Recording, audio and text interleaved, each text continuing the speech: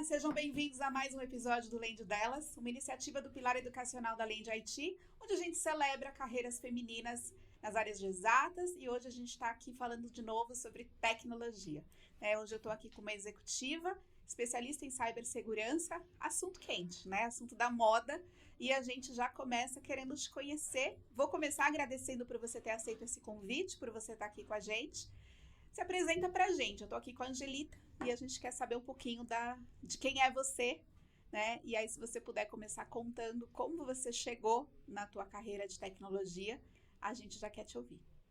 Obrigada, eu quero agradecer o convite de participar de um podcast destinado às mulheres, né? Às líderes mulheres.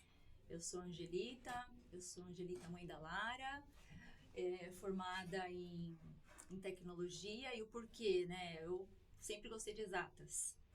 Já veio um gosto Já seu. veio um gosto de exatas, e aí o que faço, né? Na época ali de 18 anos, por quê? Eu quis estudar. Então não era automaticamente uma decisão fazer tecnologia, mas foi por gostar de exatas e conversar com pessoas que eu entendi que seria algo que eu pudesse gostar. E aí eu fiz a graduação em análise de sistemas, me identifiquei. Aí depois eu continuei estudando, né? Porque eu acho que até fica aí para todos, né? Nunca parem de estudar. Eu fiz mestrado em engenharia de computação e há pouco tempo MBA em gestão de pessoas, que aí realmente é algo fora, né, da tecnologia, mas para se tornar sempre uma melhor líder e gestora. E engraçado que a gente estava conversando antes aqui. Quando eu fiz o MBA em gestão de pessoas, para a entrega, né, de todo o trabalho, né, de conclusão, eu escolhi o tema de líderes femininas em tecnologia. Legal. Então foi um trabalho muito legal, porque eu pude também falar com várias líderes de tecnologia e apresentar aí um trabalho voltado a pessoas, né? Muito bom. E você teve alguma inspiração nessa escolha por tecnologia ou isso aconteceu só pelo teu gosto de exatas e você foi atrás? Porque eu converso com algumas pessoas que trazem pra gente, eu tenho um pai que é engenheiro, eu vi uma tia que era, né, da área de exatas. Você teve alguma referência familiar, alguém próximo que estava desbravando, ou você foi a curiosa, a primeira que foi lá fazer? Eu fui a primeira da família. Legal. E é uma família grande. Por gostar de exatas que fui para a tecnologia. Muito bom. E fui ali experimentar e gostei, né? Muitos desistem, né? Infelizmente, ao longo da carreira, e continuei. Muito bom. Vamos começar, então, falando um pouquinho sobre a tua especialização, né? Que ela é em Cybersecurity, que a gente vai falar um pouquinho sobre os desafios, né? Que eu acho que em algum momento não vai dar mais para não se falar sobre isso, né? A gente vem caminhando para um lugar onde não dá, por exemplo, para a gente fazer um caminho de transformação digital seguro. E não é só o transformar, né? A gente percebe uma ânsia do mercado, uma velocidade, um desejo de transformar rápido, muitas empresas numa corrida mesmo, né? De transformação digital. E a gente percebe que em alguns lugares, infelizmente, a gente vem tendo uma defasagem do compasso, né? Parece que descompassa. Primeiro a gente corre para fazer a transformação digital e depois a gente pede para o time de segurança vir correndo atrás. Exatamente. O que você vê do ponto de vista de desafios, né? O que você observa hoje nas grandes corporações? E acho que você tem bagagem aí tanto no setor financeiro, que é bastante crítico, mas também na área da saúde, sobre essa tentativa de inovar muito rápido, né? Mas ao mesmo tempo ter que manter essa postura de segurança, porque os dados sensíveis estão por aí, né? Como é que a gente protege tudo isso? Conta um pouquinho pra gente a tua visão sobre isso. Sim, já ao longo da carreira participei de algumas grandes transformações digitais, né, no setor financeiro, também na saúde, em que vamos colocar a inovação à frente, e aí a gente pode citar várias fases aí ao longo do tempo. Agora, né, a gente fala muito de IA, mas segurança não entrando no início do projeto, no início da transformação. Isso que é importante, porque se você deixa para ser no final, você vai perder tempo, vai dar retrabalho e vai ter que voltar tudo de novo, porque vai ser identificado algumas melhorias, vulnerabilidades, e existem conformidades também, né? Tem que seguir regulamentações, por exemplo, de LGPD, quando você fala dos dados sensíveis. Então, se você não coloca isso no start, você não vai cumprir o prazo adequado do seu projeto e com certeza você vai ficar vulnerável depois. E o resultado do trabalho, da transformação, não será uma transformação digital segura, né? Que é o que a gente está falando aqui. Ao mesmo tempo, essa inovação rápida deixa de avaliar questões de, por exemplo, sistemas legados, que não vão se transformar na mesma velocidade do que sistemas que já são mais novos, mais compatíveis com as tecnologias. Então, acho que tem que ser avaliado tudo com muito cuidado e falando de segurança desde o início.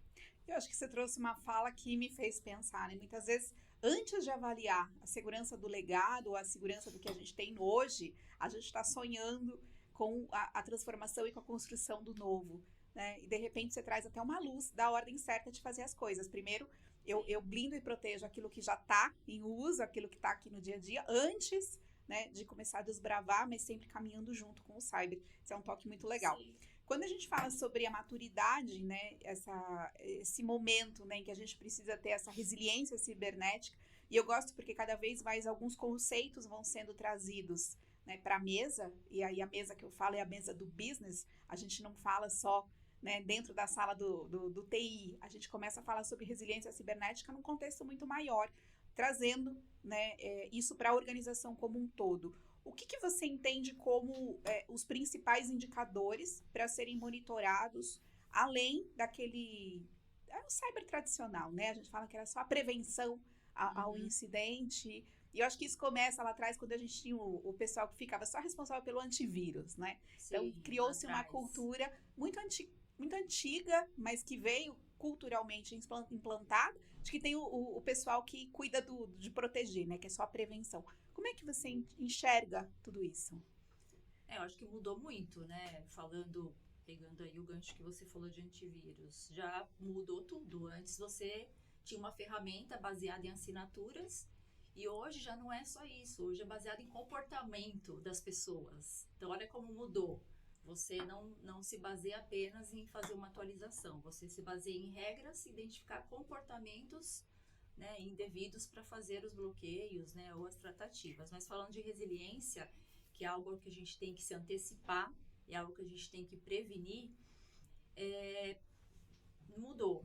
Porque quando a gente fala de resiliência, a gente pode falar que a empresa precisa ter um plano de continuidade de negócios, ou seja, não estamos falando só de tecnologia. Você tem que avaliar o negócio, o core business ali da empresa e entender com as áreas de negócio o que é relevante, o que é importante caso tenha um ataque cibernético, para você pensar na recuperação, né? Então, você tem aí alguns indicadores que são importantes.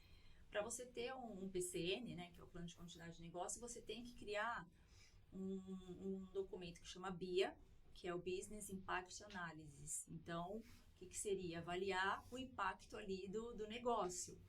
Então, para depois você chegar num plano de recuperação. Então, é ao contrário, você não está falando da tecnologia primeiro, você está analisando o seu negócio até chegar num plano de resposta a incidente.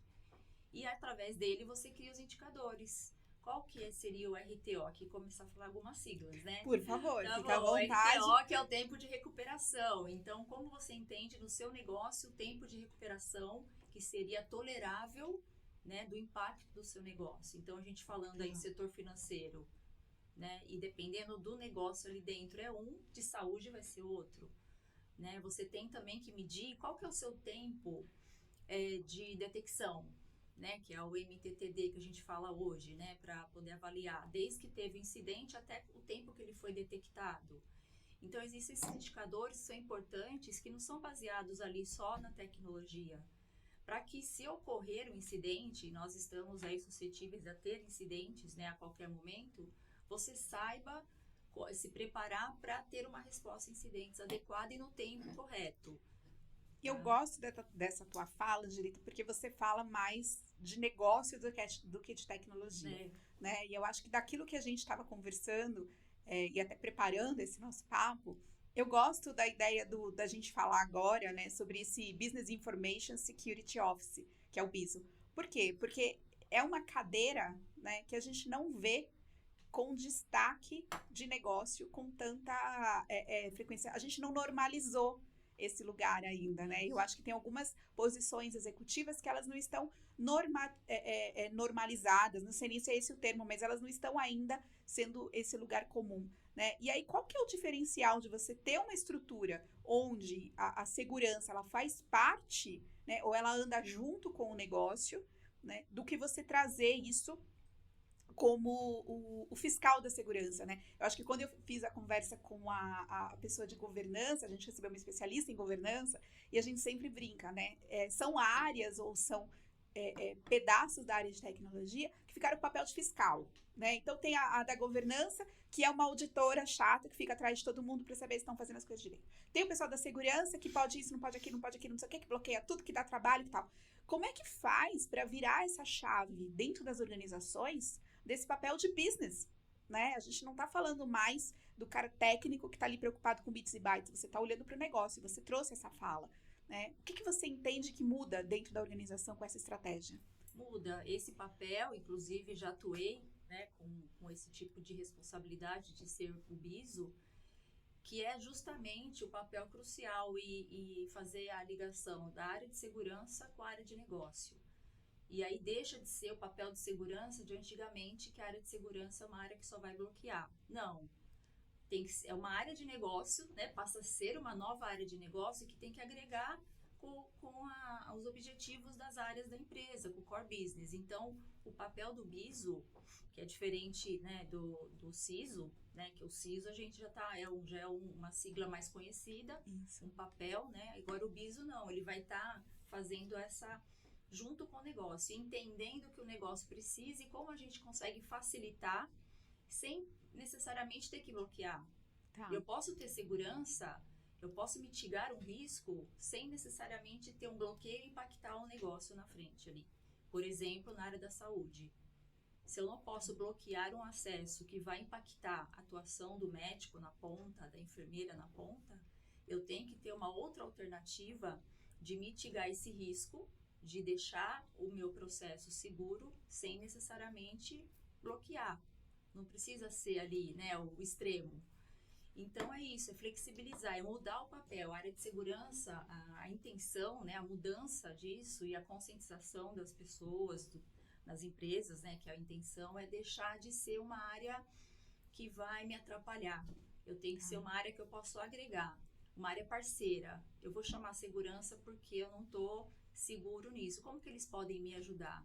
Então, a tendência é essa, aproximar mais a área de segurança do negócio, entendeu? E eu gosto dessa fala, porque ela também faz a gente pensar um pouco em outras transformações que as áreas de tecnologia viveram, né? Durante algum tempo, a gente tinha os processos, a gente tinha uma disparidade, né, entre as ferramentas de tecnologia e os processos das organizações. Então, hoje a gente tinha organizações que tinham que abrir mão dos processos para cumprir um software, então a gente teve essa onda nos ERPs, né? Todo mundo comprava e assim, não vamos customizar, vamos fazer do jeito que o sistema faz. E a gente viu rupturas, até que em alguns caminhos a gente acabou flexibilizando, entendendo mais de negócio e abrindo mão, né,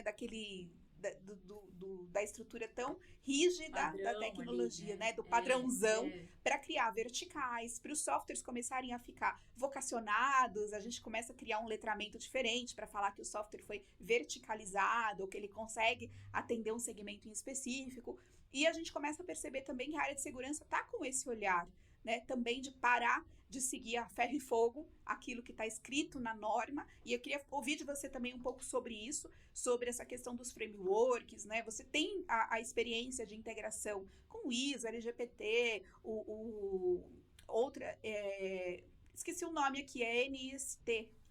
O NIST, né? Isso, é esse mesmo. Em que a gente fala sobre equilibrar essa necessidade de conformidade regulatória com a gestão contínua de riscos, que aí a gente vai para NIST, para ISO, mas o que você considera mais eficaz como ponto de partida? E aí eu vou colocar uma outra pergunta aqui no meio. Como é que a gente equilibra isso com o business? Porque vem lá, né, a receita, não é a receita, mas a gente sabe que as normas vêm com padrão. E aí como é que trabalha isso junto com o business? Conta pra gente como é que é isso. É um desafio, essa flexibilidade. Você não pode também deixar tudo liberado, o desejo, né, que é do negócio, porque você também não vai deixar o ambiente seguro. Então, eu gosto muito de, por exemplo, quando você chega numa empresa, você acabou de chegar na empresa, você fazer um assessment da empresa, entender como que está a maturidade de segurança, e falando em segurança específico. Existem alguns frameworks, né? Então, o NIST é um que eu gosto bastante. Nós temos também a ISO, que é a 27001, para seguir, e temos a questão de regulamentação hoje, que é a LGPD. Aí a gente fala de proteção e privacidade de dados. E aí você vai avaliar a maturidade da empresa de segurança da informação. A partir daí, você vai ter planos de ação para poder corrigir gaps, né, vulnerabilidades.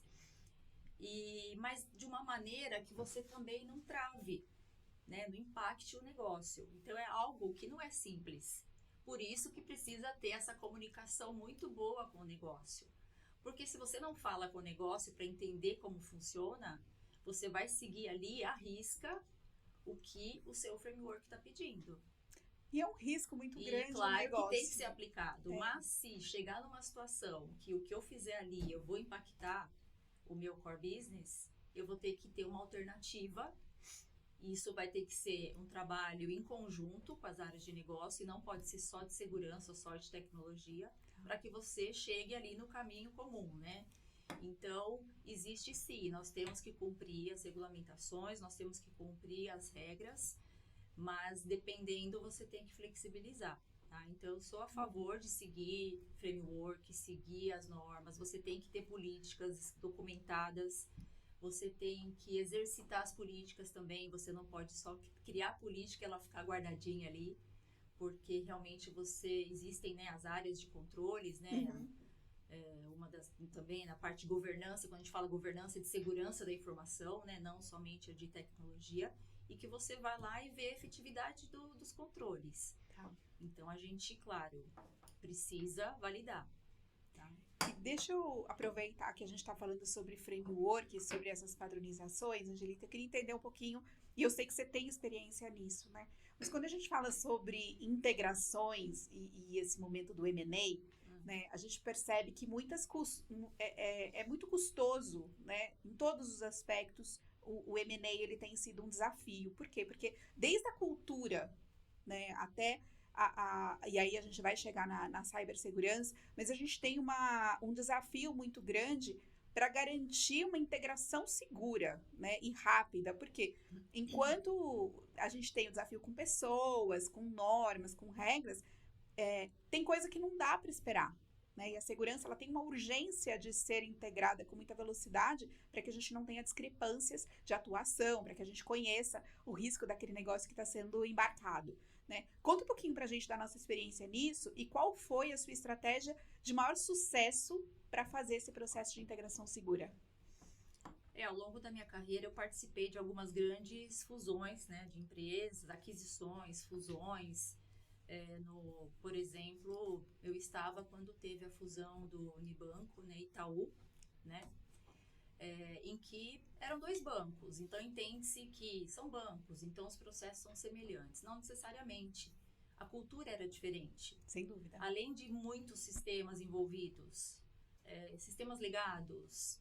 Então, precisou ter uma estratégia muito bem feita, né, da fusão, envolvendo a empresa como um todo, mas o papel da segurança ali. Então, muitas vezes, a velocidade das integrações deixa a segurança um pouco de lado. E não, como a gente falou anteriormente, tem que estar todo mundo junto ali.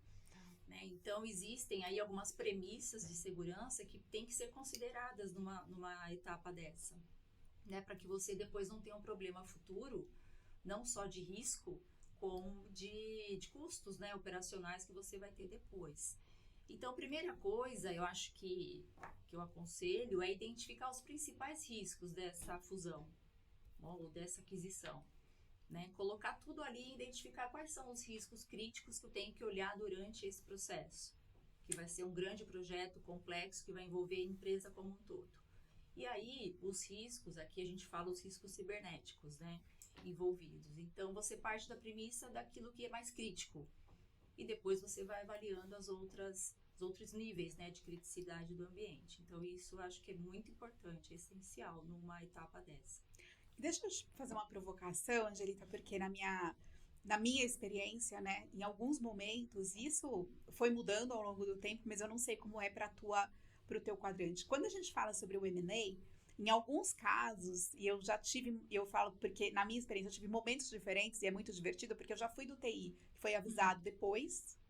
Eu já fui do TI, que foi convidado a saber da notícia um pouquinho antes do restante da empresa, para que a gente tivesse uma semana de antecedência para que a gente pudesse se preparar, né? Não faz tanta diferença, mas houve. E já houve momentos em que nós fomos convidados à mesa, e aí falando mais recentemente, como executiva, de sentar à mesa e discutir com o business os riscos desse M&A. Como é que a gente vai integrar sistemas, como é que a gente vai discutir e participar da construção, né, dessa fusão. Então, isso foi se transformando, quando o TI parou de ser visto só como área de serviço e passou a ser uma área estratégica. Isso. Em segurança, isso já acontece ou ainda você recebe, né, o presente depois de não ter o que fazer, toma aí, né, dá um jeito. Como é que está esse momento dos M&As, né? Do que você participou e o que você imagina que é o ideal? Eu acho que já melhorou muito, mas ao longo da carreira já participei em diversos cenários em que você fica sabendo junto com a mídia. Fantástico. Que aí você fala... Teve um que eu soube pelo jornal também. Como assim? No final de semana, no domingo de manhã, saiu uma nota. Isso. Que legal. Algo aconteceu na empresa. Isso. Eu participei de um momento, né, numa empresa, não vou citar, mas em que naquele dia tinha algo estranho acontecendo. O clima tá diferente. Não tava normal e de repente ninguém acessava a internet mais. Parou a internet, eu lembro. Você jura? Juro. Assim? Coincidência, assim, foi falado uma grande coincidência.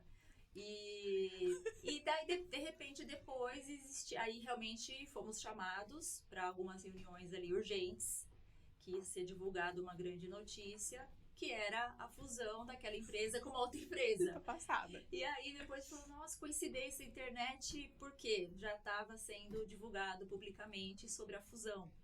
Então, mas foi um apagão. Não, já estava. Então teve que bloquear a internet para que os colaboradores não soubessem primeiro ali pela. Foi um apagão programado. Então, isso há muitos anos atrás, tá? Então, que digo assim, já passei por isso, mas já também participei que as áreas de tecnologia e segurança já foram comunicadas no momento certo, sabe? No momento certo para que pudesse desenhar a estratégia. Então, aí sim, a segurança como uma área estratégica, assim como tecnologia. Se né? Que a gente consiga criar um plano estratégico todos juntos, colocar as premissas do que se precisa, lembrar que existem as conformidades, né, regulatórias para a gente cumprir, por exemplo, a LGPD, que existem padrões aí que a gente precisa avaliar, como, por exemplo, a forma de se autenticar no ambiente, já tendo um duplo fator de autenticação, você já avaliando as formas de uma criptografia básica que tenha que ter, e outras premissas aí da parte também de desenvolvimento que a gente tem que ter no início, premissas, segurança. Boa. Então, você vai ter ali a estratégia de todas as frentes. E aí funciona muito melhor. Né? Acho que o resultado, ele tende a ser com muito mais sucesso do que se você seguir uma estratégia e esquecer das suas outras áreas, né, importantes da empresa. Muito bom. E eu acho que hoje em dia, né, não tem como você definir uma estratégia sem lembrar da tecnologia e da segurança. Então, isso eu acho que mudou e melhorou muito. E ainda bem que não dá mais para fazer sem, porque se desse, acho que ainda fariam. Então, aí é ainda ruim, bem né? Que não dá. Pois e aí, só para dividir com você o case do M&A, que me veio muito fresco agora na cabeça, mas o nosso saiu uma nota no New York Times no domingo. Na segunda-feira, todo o time de marketing fazendo a negativa para a imprensa, aquele trabalho de assessoria de imprensa para negar, e na terça-feira confirmar. Então, foi assim, horrível, né? Um plano de comunicação falho, mas também no momento em que não se falava muito sobre esse cuidado, né, cultural com pessoas e tal. Então, a empresa tinha sido vendida de fato. No domingo de manhã, o New York Times noticiou, negaram abruptamente na segunda-feira, nego até o fim, não é isso e tal. E na terça-feira veio a confirmação global. Então, Enfim, acontece, né, na casa de todo mundo. É por isso que todas as áreas precisam ser comunicadas ao mesmo tempo, porque olha uma falha, né, da comunicação. Então, E a aqui importância da reputação da marca, empresa, né? A reputação da empresa como um todo. Por exemplo, outro exemplo que eu posso dar, por exemplo, de fusão, um exemplo de, por exemplo, você fazer a fusão de um banco com uma startup. Em que existia a área de segurança totalmente estruturada no banco e também na startup. Mas olha a diferença, os controles robustos, rígidos de um banco com controles de segurança mais flexíveis de uma startup. Olha o choque de cultura. Sim. Só que nós somos comunicados no momento certo, em que Excelente. teve que chegar num senso comum, ou seja, o banco também teve que flexibilizar alguns controles, algumas regras, para que o negócio da startup pudesse continuar fluindo, mas também não poderia, mas também teve não que colocar em risco, mas também os controles de uma startup um pouco mais rígidos também, para que não houvesse uma questão aí de uma exposição, né, da questão da parte do banco, dos controles, regulamentações, que aí já existe um Bacen. Então, envolve muito, quando a gente fala disso, não é só tecnologia, é cultura, a cultura das pessoas, que é um elo muito, a gente fala em segurança, que é a maior dificuldade, que é conscientizar as pessoas. Porque, às vezes, você tem camadas de proteção, você tem ferramentas de última geração, mas você não tem as pessoas conscientizadas. E aí, ela pode receber um phishing, clicar nele e expor os dados da empresa. E você investiu milhões nas ferramentas. Então, por isso que, puxando o gancho da cultura, eu lembrei disso porque é algo que a gente tem que sempre pensar nesse pilar de conscientização de segurança da informação nas empresas. Muito bom, porque quando a gente vai caminhar para esse lugar da conversa, que eu quero saber um pouco de você, né? A gente fala sobre essa questão da cultura de segurança e alta performance das organizações, mas a gente também tem uma questão forte que é esse desafio, né, da gente ter as pessoas conscientes, da gente ter esses talentos, e aí a gente vai falar também da falta de talentos, né? Como é que a gente dribla um pouco dessa... eu acho que são muitas variáveis acontecendo ao mesmo tempo, né? Você tem essa questão da transformação cultural, você precisa de uma cultura de segurança para a alta performance da organização, mas a gente também precisa pensar que as iniciativas também precisam ser ponderadas do ponto de vista de talentos que você tem dentro da equipe.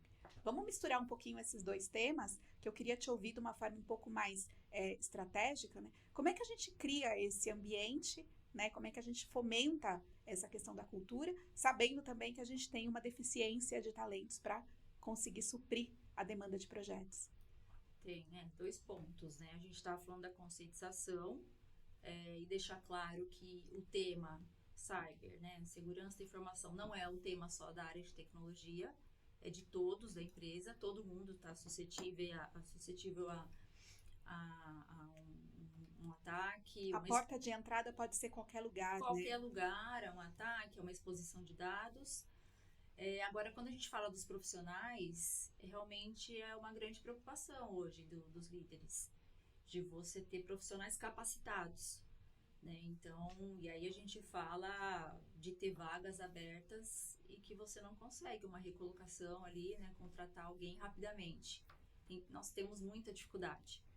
Então, incentivar mesmo a questão da capacitação, do estudo, né? E não é só ter uma faculdade, né? Uma graduação. Você continuar se especializando. Porque a nossa área, você acorda, já tem a sensação que você já está desatualizado. Todos os dias eu tenho essa sensação. Sempre tem alguma coisa nova. Se você não lê, se você não estuda, você fica para trás. E a experiência, né? Ter o perfil de experimentar, o perfil... Você tem que ser curioso, você tem que querer, gostar de tecnologia nova, de fazer algo a mais ali no seu dia a dia, aprender uma coisa nova sempre, né? E para aproveitar também as oportunidades, porque o mercado ele tem oportunidades interessantes, né, hoje, para você evoluir e ir para uma próxima etapa. Só que nós temos dificuldades, sim, hoje. Eu acho essa fala importante, porque ela traz, inclusive, o gancho para a gente poder explorar um pouquinho um tema que eu adoro, né? Eu acho que, como propósito, né, e até agradecendo esse espaço que a Land IT abre, né, de portas para que a gente possa falar sobre isso aqui dentro do Land Delas, essa questão do gap, né, de profissionais e, principalmente, do gap de mulheres, de meninas interessadas, né, nessas áreas de exatas. E durante algumas conversas, aqui dentro do Land Delas mesmo e outras fora, a gente começa a perceber que as mulheres, elas não desistem lá atrás, né? A gente tem muitas meninas que amam exatas, que adoram matemática, física, química, que são apaixonadas por isso durante toda a formação básica, né? Sobre a educação básica. E aí costuma ser no momento da faculdade, ou depois de ter entrado na faculdade, então assim, na minha turma ingressaram 10 mulheres, quando eu comecei a análise de sistemas, eu me formei sozinha. Então, sabe, assim, é muito triste você ver esse abandono educacional que acontece na faculdade, né? O que você entende, né, nessa... E aí eu sei que você é uma apaixonada por educação também. Como é que você vê esse desafio, né, de educar essa próxima geração de profissionais de tecnologia, também na área de segurança, mas eu acho que o que você diz, né, para essas meninas que de repente estão e vão assistir, porque a gente tem um chamariz, né, para que elas assistam, para que elas se sintam convidadas e motivadas a seguirem carreiras nas áreas de exatas, mas qual que é a mensagem que você deixa para quem está ali, né, vindo para esse caminho? Eu acho que é importante. Eu sou apaixonada mesmo por passar conhecimento. Eu tenho uma experiência como professora universitária, né, por 14 anos, em cursos de tecnologia. Boa. E assim como na minha época, apesar de evoluirmos, né, tenho colegas hoje em dia, posso falar que tem vários colegas líderes de femininas em segurança da informação, mas ainda é minoria. Aí é minoria. E na sala de aula ainda é minoria, como era na minha época. Uma porcentagem mínima de mulheres em relação aos homens que entram em cursos eu vou falar aqui mais, né, de segurança e tecnologia. Consequentemente, algumas desistem ao longo do caminho. As que formam, às vezes, desistem porque não conseguiu uma oportunidade. Então, o que eu digo é não desistir, porque precisamos de mais mulheres na nossa área, né? E é um orgulho quando você conhece outras mulheres de segurança, de tecnologia, que estão tendo uma carreira de sucesso, que não desistiram. Porque para chegar onde a gente chegou, né, Tati, não foi fácil, né? Fácil é a palavra que não está no caminho. Não está no caminho, porque muitos obstáculos. Ainda somos minorias, nossos pares hoje são homens, né? Nossos gestores, a maior parte deles são homens também. E a gente batalha para crescer. Então, não é simplesmente você ter uma faculdade, uma pós e tudo dá certo. Não é. Você tem desafios, né? Nós temos duplas, triplas jornadas, né? Nós temos mais responsabilidades, mas a gente leva a sério a nossa carreira profissional, mas também a gente tem que ser ótimas, responsáveis e donas da nossa casa, né? Mães, né? E a preocupação com os filhos e ter um momento ali com qualidade com eles. Então, assim, são vários pilares ali que a gente tem que ser responsável. Então, não desistir. Se você gosta, né, tem que gostar muito. Gostar do que faz. Vai dar certo, então não desistir. E continuar estudando, lendo, aprimorando, né, o conhecimento e vendo oportunidades. Então, não se acomodar também. Porque se o profissional se acomoda, ele perde oportunidades. Vai passar oportunidades e vai perder. Então, a gente não pode se acomodar, não pode deixar de estudar. E para as meninas, eu recomendo, aí já claro, né? Eu sou apaixonada por segurança da informação, por passar conhecimento. Se você se identifica com a área, tem que estudar. E quando a gente fala em segurança da informação, tem diversas oportunidades também. Né? Você se identifica mais com uma questão mais técnica, você vai ter oportunidade. você gosta mais da parte de governança, de controle, de organização, de auditorias, você vai ter oportunidade. Né? Você quer uma questão mais de regulamentação, você quer mais um pilar em privacidade, né? Você quer mais estar ligado ao negócio, você pode ir para uma área de continuidade de negócio. Então, é um leque de muitas oportunidades e de acordo com o perfil de cada um. E precisamos de mais mulheres, porque as mulheres têm algumas qualidades, né, que ajudam muito ali na hora de fazer acontecer. Então, eu incentivo muito, né, que não desistam, nem no curso, nem depois, nem de oportunidades de mercado, porque é uma área que tende a continuar evoluindo muito. Não tem como, né, a gente dar um passo para trás agora, falando em tecnologia e segurança. Não tem, é só para frente, é só evolução. Então, a gente fala inovação tecnológica. Segurança tem a inovação de segurança, porque tem que acompanhar. Todo o restante. Né? Não falamos que o antivírus de antigamente não é mais como hoje? Não é mais, porque senão não ia dar certo. Tem que ter evolução nisso. Então, algumas dicas aí que eu falo por experiência própria de não desistir. Acho que tem obstáculos, não é fácil. Mas se você gosta, consegue. Muito bom. Eu sou uma entusiasta desse tema e a gente conversou um pouquinho sobre isso antes. Eu vejo algumas coisas que elas são importantes de serem faladas e até brinco, né? Até brinquei com você, falei, é difícil a gente ter que reforçar o óbvio, mas ele precisa ser dito até que ele de fato se torne uma obviedade que não precisa mais ser falada. Então, a gente ainda fala de gênero, por quê? Porque o gênero é minoria na carreira, porque a gente tem obstáculos, tem os desafios, né, são culturais, eles são intrínsecos ao fato de ser mulher, mas eles também estão atribuídos muitas vezes à nossa própria desistência, né? E tem uma coisa que eu gosto muito de usar essa frase, ela é de um amigo, mas ele sempre disse que a educação salva vidas, né? Ela salva mais vidas do que qualquer outra carreira, inclusive é importante a gente falar sobre isso, porque a área de tecnologia ela é uma área bem remunerada, ela consegue transformar a vida das pessoas de uma forma talvez mais efetiva e consistente do que algumas carreiras alternativas. A diferença é que ela requer esforço, né? E aí quando a gente escolhe a vontade do fazer e a necessidade do fazer, talvez, né, as escolhas sejam saudáveis e consistentes construídas nessa carreira. Eu queria falar um pouquinho sobre a tua visão como liderança feminina em cybersecurity, né? A gente falou um pouco sobre estar nesse ambiente que ele é mais masculino, a gente tem o desafio de muitas vezes se provar o dobro, gente, não é militância, mas é verdade, né? A gente se prova o dobro, a gente faz o dobro de esforço para chegar no mesmo lugar. A nossa remuneração ainda não é pareada, não é igual, né? A gente sabe que existe uma defasagem nisso e muitas lutando contra isso, mas enfim, é a realidade que temos. Como é que você enxerga esse cenário para as mulheres que querem assumir também a posição de C-level? Porque além de tudo, né, as que desistem na faculdade, as que desistem depois da faculdade, enfim, as remanescentes, muitas vezes elas param na média liderança. Elas não se provam ou não se permitem a prova de passar para um C-level, né? E eu falo que no meu momento de transição, eu vi muitas colegas desistindo, né? Ou porque entenderam que precisavam escolher, ou ser mãe, ou ser executiva, ou uma coisa ou a outra, ou o casamento não seria adequado e tal, e eu sempre ouvi isso e eu internalizo muito isso, né? Eu acho que não existe liberdade sem independência financeira.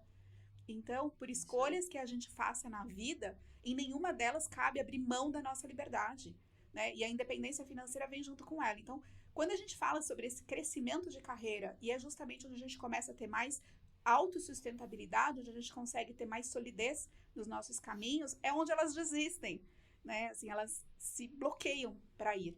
E me conta um pouquinho como é que você enxerga, né, esse cenário atual e se você tem algo para passar para essas mulheres que estão na média liderança e que estão vendo ali o C-level chegando perto, né? E esse medo de passar por essa etapa. Eu acho que você falou tudo aí, o que eu vejo também, né? De colegas que, por receio ou, né, por não insistir um pouco mais de ir para o próximo passo. Não é fácil mesmo. Não é fácil. Quanto mais você evolui na carreira, você tem outras dificuldades, né? De encarar mais responsabilidades e outras dificuldades mesmo. E somos minoria ainda, infelizmente. É muito bom quando você tem, né, uma colega, um par, uma mulher que Faz tanta diferença, faz né, a diferença, troca. faz diferença. Eu assim, incentivo muito todos os colegas que eu conheço, amigas que insistem. Existe até umas pesquisas, né, de como que é diferente, por exemplo, um homem se candidatar a uma vaga e uma mulher, né? Ai, eu acho essas pesquisas Essas deprimentes, pesquisas, Angelica, né? porque Porque ali eles... paridade. É uma pesquisa, então não estou falando por mim, né? Sim, Foi comprovado é. que o homem vê uma vaga e se candidata. A mulher, ela avalia todos os requisitos. Eu atendo todos esses requisitos? Se eu atender, eu vou me candidatar. Se eu não atender... E não, gente, né? A gente tem oportunidade de conhecer coisas novas. Quando você fala Você dessa sabia pesquisa, tudo nas suas responsabilidades, tudo? Não, mas aí o próximo passo é justamente para isso, para você conhecer coisas novas, adquirir experiência e aumentar a sua bagagem, senão você vai continuar a sua carreira toda só com aquele conhecimento. E não é interessante, é sempre interessante você conhecer coisas novas.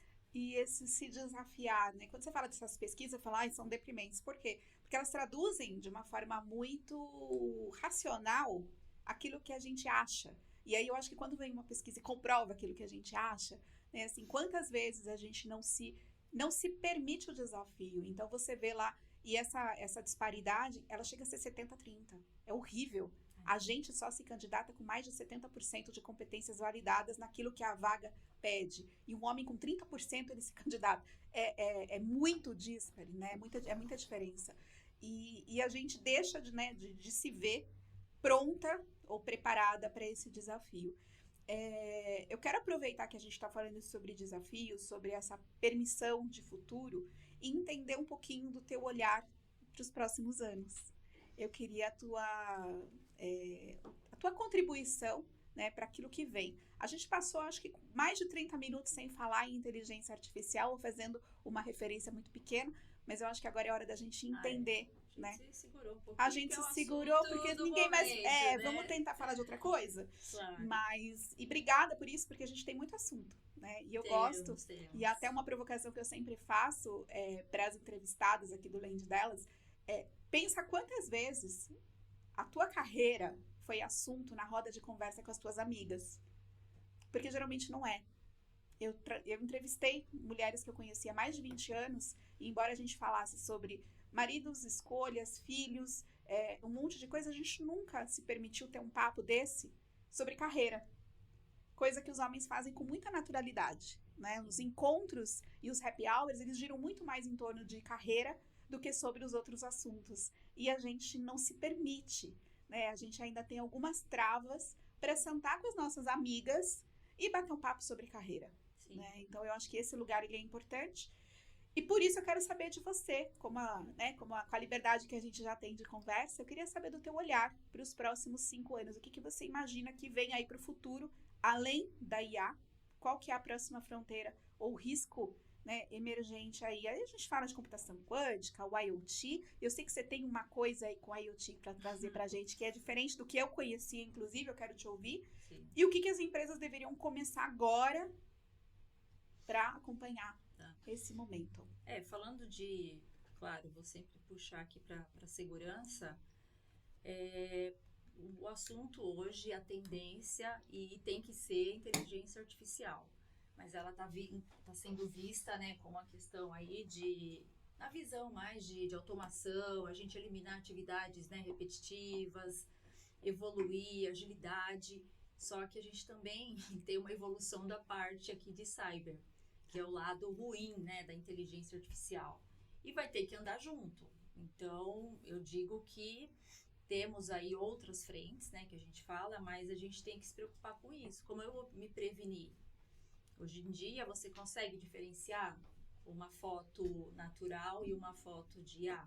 Praticamente, hoje em dia... Nem foto, nem vídeo, nem áudio. Nem vídeo, nem áudio. É você que está falando ou não é?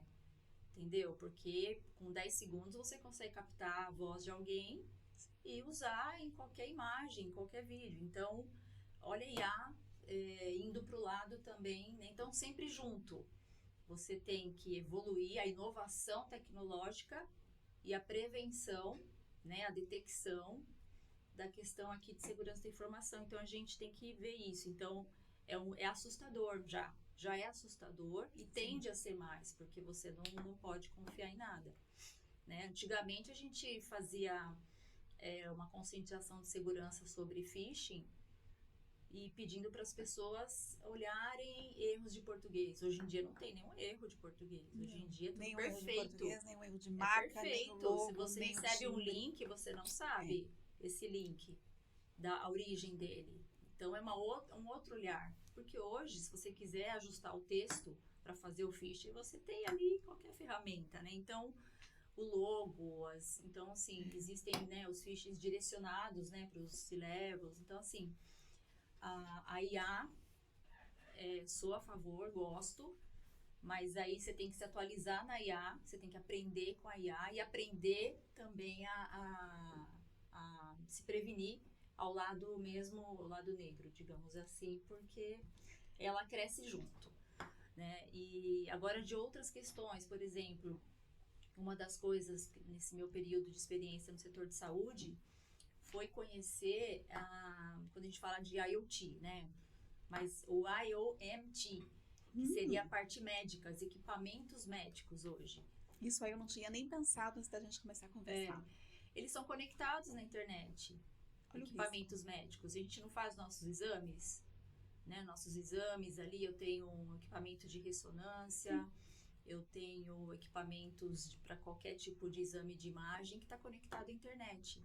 Esse equipamento, ele tem seus riscos, ele tem vulnerabilidades, nós temos casos comprovados de tipos de ataque cibernético via equipamento médico. Ai, gente. Então, é uma questão que você fala, né, antes o setor financeiro não conhecia, né, então, e hoje em dia existem ferramentas também para você avaliar, identificar os riscos, vulnerabilidades, equipamentos médicos e como se proteger, como corrigir.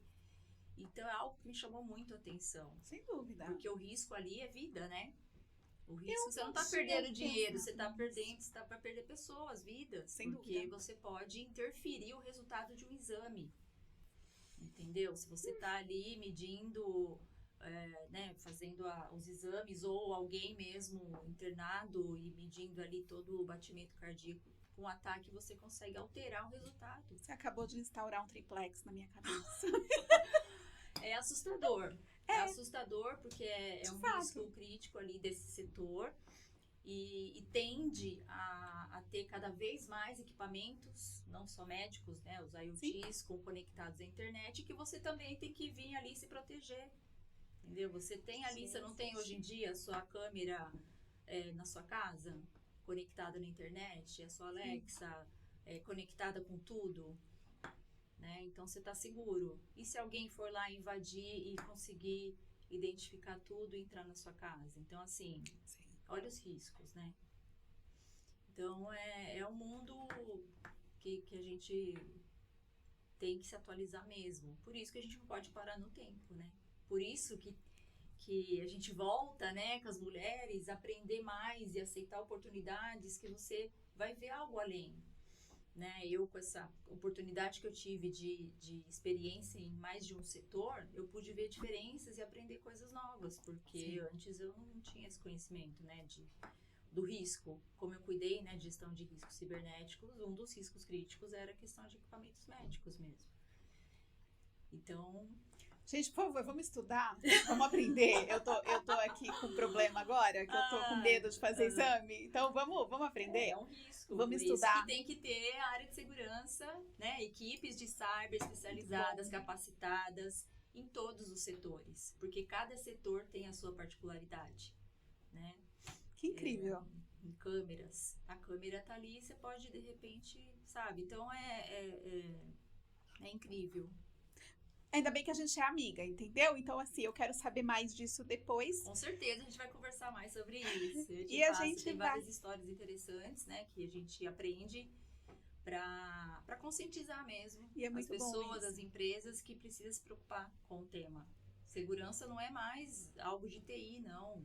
Não é sem mais querer instalar ser um antivírus. clichê, né? A gente precisa falar mais sobre isso. Tem que falar mais. Eu acho que dessa conversa hoje, o que sai pra mim é justamente isso. A gente precisa conversar mais sobre esse tema. Eu acho que ele tá muito mais próximo de tudo que a gente tá achando muito legal na nossa rotina, mas a gente, de fato, não tá olhando para todos os fatores. Sim. A gente tá chegando ao final, por incrível que pareça, a gente já falou bastante. Depois a gente vai saber quanto tempo, mas a conversa já rendeu bastante. Queria pedir para você deixar uma mensagem final da forma como você quiser. Te agradecer mais uma vez por esse papo. Foi muito gostoso. Eu acho que foi uma conversa muito legal. Espero que tenha ficado agradável para quem vai assistir, mas de fazer ficou uma delícia. Então, eu queria te convidar para deixar uma mensagem final, te agradecer, né, pela disponibilidade, por ter vindo por esse papo e por trazer esses insights tão ricos para a gente pensar. Obrigada. É muito bom falar. Acho que depois assunto flui e vê que tem tanta coisa que a gente pode compartilhar. Sim. Né? Então, falando aqui, eu acho que o foco são elas. Então, existem, né? Eu falei da questão da gente de não parar de estudar, de dar o próximo passo, não ter receio de dar o próximo passo, mas existem comunidades, grupos muito interessantes no qual eu participo e recomendo que todas participem, porque aí a gente tem esse tipo de conversa que a gente não tem geralmente. Então, existem comunidades de mulheres da tecnologia, tem o MCIO, de mulheres de cyber, né? Nós temos o ONCE e outras comunidades. Então, existem grupos que incentivam mulheres a entrarem para a tecnologia ou segurança e aquelas que já estão, ter trocas. E é tão valioso você bater um papo, porque você trabalha numa empresa e em outra. Você não é minha concorrente. Eu vou ligar para falar, Tati, como que você vê esse tipo de processo na sua empresa? Como que está a sua gestão de riscos? Vamos bater um papo sobre isso? E uma aprende com a outra e ter ideia, insights. É muito legal essa troca, fazer o network mesmo. E quando é um grupo ainda de mulheres, é muito bacana. Então, antes de eu participar, eu falo, nossa, por que eu não entrei antes? De ter conversas assim que a gente tem. Então, tem encontros, tem conteúdos muito interessantes para quem puder entrar nesses tipos de grupos focados em mulheres em tecnologia, mulheres em segurança. Então, recomendo. A leitura, né? Se atualizar mesmo. Participar de eventos, né? Sempre que possível, para ver a inovação, né? Que a gente falou, inovação tecnológica, inovação em segurança. O que tem novo no mercado? O que eu posso aprender de novo que eu possa trazer para a minha vida? Porque eu tenho que proteger, né? Não temos as nossas redes sociais, não temos nosso WhatsApp. A gente tem que saber se proteger. Não tem como que eu controlo a internet, o acesso do meu filho. Existem N ferramentas. Sim. Então, atualizar como pessoa, atualizar como profissional, porque você vai em alguns eventos interessantes, você traz ideias, insights para você aplicar na empresa, no seu trabalho. Então, é isso, se aproximar. E a gente sempre torcer pelas nossas, né, colegas, né, e que realmente a gente tenha muito mais mulheres em segurança da informação, que a gente tenha mais líderes femininas, né, na nossa área. Então, eu torço por isso. E agradeço muito o convite. Muito legal participar, né, de falar da nossa carreira, né, do que a gente gosta, né, a paixão que é a nossa profissão. Além né, a gente falou muito, né, da nossa jornada, que é uma jornada, não é fácil, mas é prazerosa, né, a gente tem orgulho do que onde a gente chegou. E sabemos que onde a gente pode chegar, né? Agradecer você, Tati, pelo convite. Adorei, né? Aqui o convite da Lente também. E obrigada. Fico à disposição. Quem quiser bater um papo, conversar, falar sobre carreira, falar sobre liderança feminina, falar sobre conteúdo, fico à disposição. Gosto disso, de passar conhecimento. Tá? Para quem quiser, pode me procurar. Encantada com você, obrigada, é um profissional de primeiríssimo nível. Obrigada. Muito obrigada. E a gente agradece também ao time da Lente IT, que fomenta esse espaço e que permite essa conversa e abre, né, as portas para o Lente delas. Obrigada pela audiência e a gente espera vocês no próximo episódio.